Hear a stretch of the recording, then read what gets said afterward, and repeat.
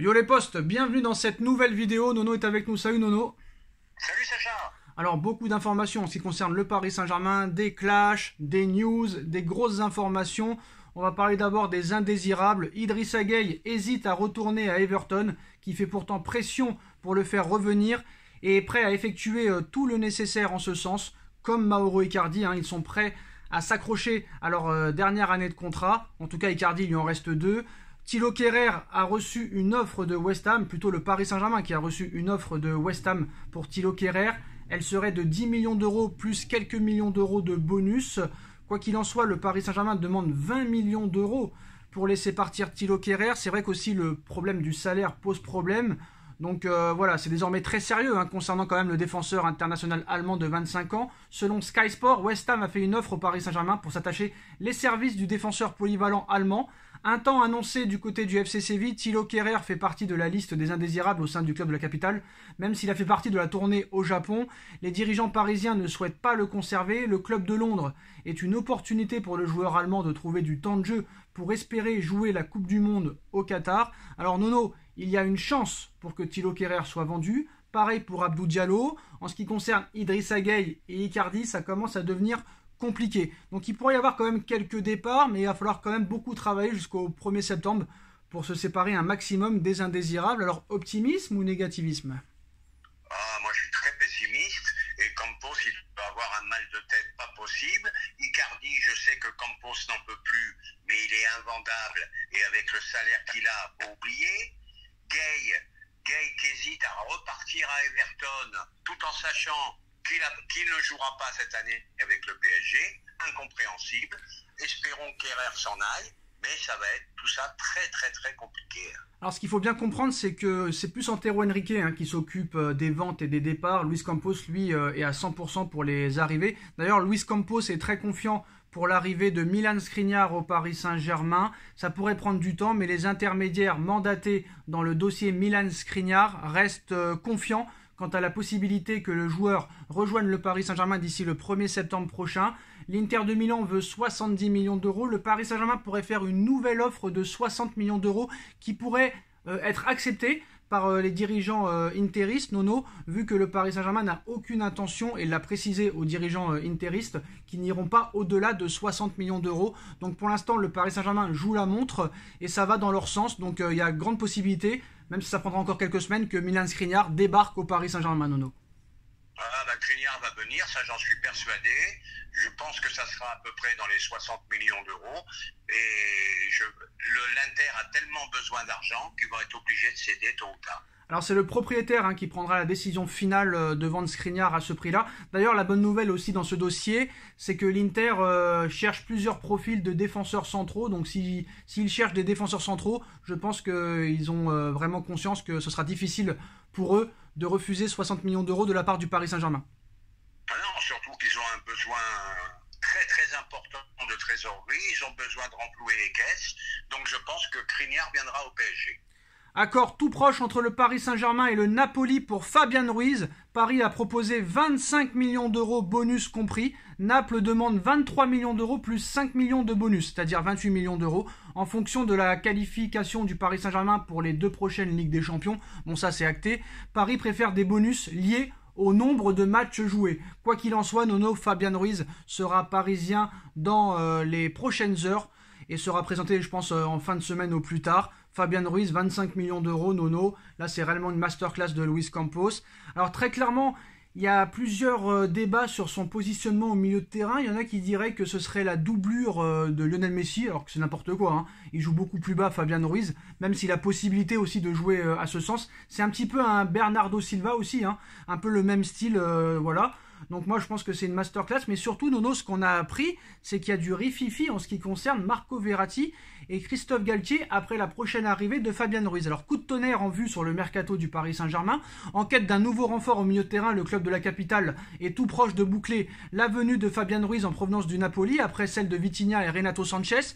Il faut dire qu'un départ pour le moins inattendu pourrait intervenir d'ici la clôture du marché des transferts. À en croire Gérard Romero, qui a fait un sans faute, très clairement un sans faute sur le mercato barcelonais, les relations entre Christophe Galtier et Marco Verratti ne seraient pas au beau fixe. si bien qu'un départ cet été de l'international italien en fin de contrat dans 2 ans ne serait pas à exclure. C'est inimaginable, mais cette folie arrive parce que Verratti ne s'entend pas avec Galtier. Des jours vraiment mouvementés se profilent, Nono a ainsi lâché le journaliste espagnol.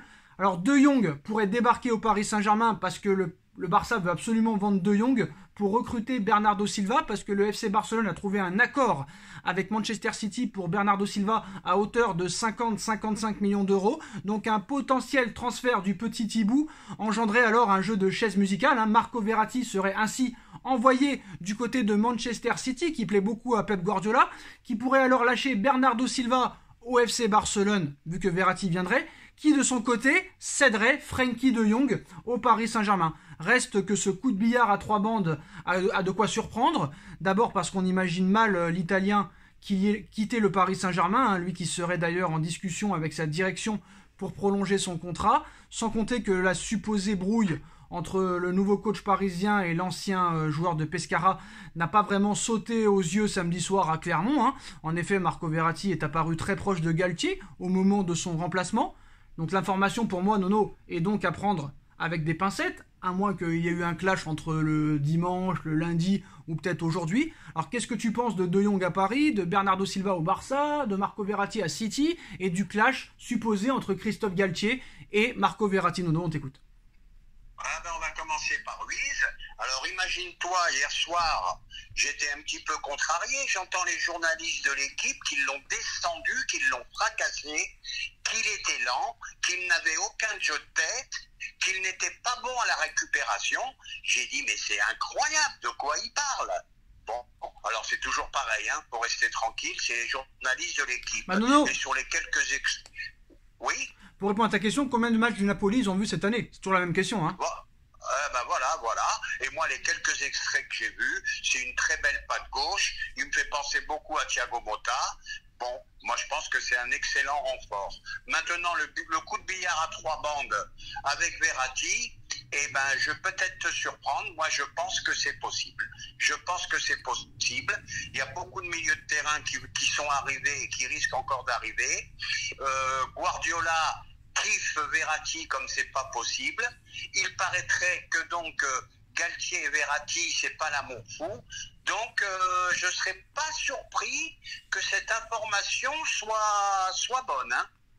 Moi, je pense pas que ça sera. Alors De Jong au Paris Saint-Germain, j'ai envie de te dire pourquoi pas, c'est possible, parce qu'en plus lui, il a failli venir en 2019. Il faut s'en rappeler. Il aime beaucoup le Paris Saint-Germain. On l'a vu à plusieurs reprises porter des survêtements du Paris Saint-Germain. Mais pour moi, franchement, Marco Verratti est intransférable. Surtout que ce transfert-là, qui avait été finalisé par Leonardo, c'était le prince en personne qui avait été chercher Marco Verratti en 2012. Franchement, j'ai du mal à croire que Marco Verratti, qui est le meilleur milieu de terrain du Paris Saint-Germain, parte du côté de Manchester City, l'ennemi juré du Paris Saint-Germain géopolitiquement, très clairement. Moi, j'y crois pas à l'information, toi, tu y crois, chacun son avis. Moi, je vais te dire, moi, je suis un peu surpris, parce qu'en plus, Verratti a fait 2 masterclass, Trophée des Champions et le premier match de championnat. Il a été au top. Donc, je suis surpris de cette information. Mais maintenant, dans le football moderne, tout est possible. Tout est possible. Là où ça pourrait être crédible, c'est vrai que Marco Verratti, qui est le meilleur milieu de terrain du Paris Saint-Germain, n'est pas fiable à 100%, vu qu'il est souvent blessé, souvent suspendu. On l'a vu lors de ces 5-6 dernières années, voire même depuis 10 ans au Paris Saint-Germain, alors que De Jong se blesse très rarement. Et en plus de ça, Nono, Frenkie De Jong est le meilleur joueur du Barça depuis qu'il y a la crise au Barça. Même si là, ils ont fait un recrutement XXL, Bernardo Silva va signer pour 55 millions d'euros. Tu nous diras aussi ce que tu en penses. Mais De Jong, très clairement, là, on a vu lors du 6-0 en match amical pour le trophée Ampère, il a été exceptionnel. Franchement, c'est vrai que De Jong, c'est un peu le même profil que Verratti, mais moi, je vois pas Verratti partir très clairement. Combien ça coûterait, Marco Verratti, si Paris décide de le vendre? 60, 70 millions, je pense. Moi, je t'annonce 80 millions. En tout cas, moi, j'y crois pas à cette information. Je pense que Verratti restera, mais que De Jong débarque au Paris Saint-Germain. S'il y a un départ de Paredes, s'il y a un départ d'Idrissa Gueye, s'il y a un départ de Rafinha, s'il y a un départ d'Herrera, j'ai envie de te dire pourquoi pas. Mais sinon, ça me paraît quand même peu probable. C'est là que j'ai le doute. Si De Jong vient, ça veut peut-être dire que Verratti s'en va. Ouais, mais s'il y a Voilà, 4 moi, le doute me vient de là. s'il y a 4 milieux indésirables qui s'en vont, c'est possible aussi de prendre De Jong, hein, parce qu'il y a la masse salariale qui s'en va là. Ah oui, Sacha, mais attends, De Jong, Renato Sanchez, Vitinha, Ruiz, Verratti, c'est pour ça que j'ai des doutes. Oui, mais ce que tu comprends pas, je j'ai des t'explique. doutes sur cette histoire. Oui, mais je t'explique. Si Wijnaldum est parti, si Paredes s'en va, si Gay s'en va, si Rafinha s'en va, si Herrera s'en va, là tu pourras prendre largement un autre milieu de terrain en plus de Verratti. Hein. Déjà, faut qu'ils partent, et en plus, ça change rien au problème. C'est des joueurs qui jouent jamais, donc ça change pas le Oui, problème. mais au niveau de la masse salariale, Verratti, hein. au niveau de la masse salariale, tu dégages beaucoup de fonds. C'est ça que je t'explique. Ah oui, là on est d'accord. Et surtout que le Barça est prêt à le vendre à 60-70 millions d'euros. Donc voilà, on verra ce qui se passera.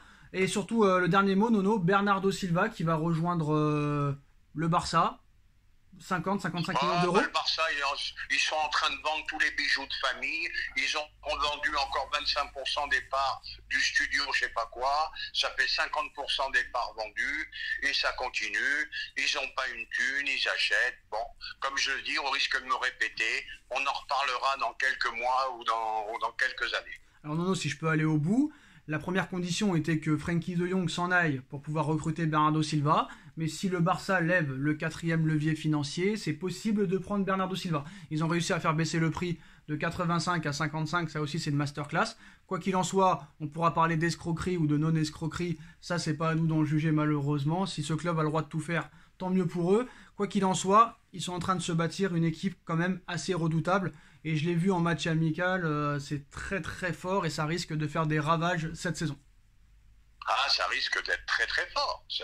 Des très grands joueurs dans toutes les lignes. Ah, ça risque de faire mal. Ça risque de faire très mal. Et j'ai vu Rafinha jouer lors de ce trophée Ampère, ou Gamper, je sais plus comment on dit. Aussi Gamper, pendant les matchs amicaux aussi. Rafinha, il a un petit peu le même profil que Neymar avait en 2015 au FC Barcelone. Ils ont trouvé leur nouveau Neymar, j'ai l'impression. Hein. Ah oui, moi c'est un joueur que j'adore. C'est un joueur que j'adore, une patte gauche, une technique rapide. J'adore ce joueur. Et on finit... Je l'avais déjà vu à Rennes, après je l'ai vu à Leeds, et je l'aurais bien aimé à Paris celui-là. Alors on finira sur quelque chose, un point quand même que j'ai vu. Neymar fait une très bonne préparation, fait de très bons matchs pour le moment. Mais pour moi, Nono, d'après ce que j'ai vu, je l'ai vu enlever le t-shirt à côté d'Hakimi lors de match contre Clermont. Je suis désolé, il y a encore 4-5 kilos en trop. Hein. Pour moi. Oh, bah, je ne sais pas s'il y a 4-5 kilos en trop. Oui, oui. Mais moi, par contre, à la différence de toi, moi, je l'ai trouvé assez fit quand même. Non, bah, regardez la photo, essayez de trouver sur Internet Neymar torse nu contre Clermont. Regardez bien le bide. Je suis désolé, mais non. Et je pense qu'avec 3-4 kilos de moins, il pourrait encore être meilleur qu'il l'est actuellement. Ah, il y a peut-être un petit superflu. Je vais regarder d'ailleurs. Ah bah oui. Regardez les postos. En tout cas, voilà les dernières informations de ces dernières heures, les postos. Le clash Galtier-Verratti. Verratti sur le départ pour Manchester City. De Jong qui viendrait au Paris Saint-Germain. Le Barça qui attirerait Bernardo Silva. Donc pour remplacer Silva, Marco Verratti irait à City. Clash entre lui et Galtier. Billard à 3 bandes, les postos. Est-ce que vous croyez en ces informations ou non? Dites-nous en commentaire ce que vous en pensez. On like, on partage, on commente, on s'abonne. On remercie Nono d'avoir été présent et on se retrouve très vite pour une nouvelle vidéo, les postos. Tchuss! Tchuss!